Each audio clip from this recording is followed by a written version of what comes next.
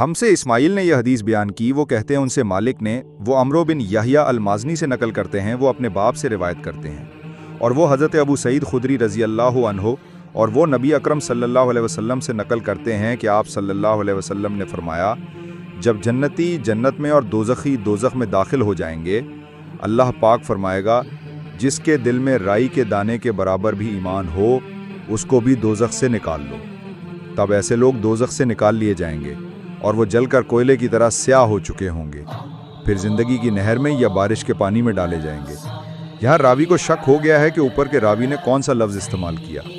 اس وقت وہ دانے کی طرح اگائیں گے جس طرح ندی کے کنارے دانے اگاتے ہیں۔ کیا تم نے نہیں دیکھا کہ دانہ زردی مائل پیچ در پیچ نکلتا ہے؟ وہیب نے کہا کہ ہم سے عمرو نے حیا کی بجائے حیات اور خردل من ایمان کی بجائے خردل من خیر کا لفظ بیان کیا۔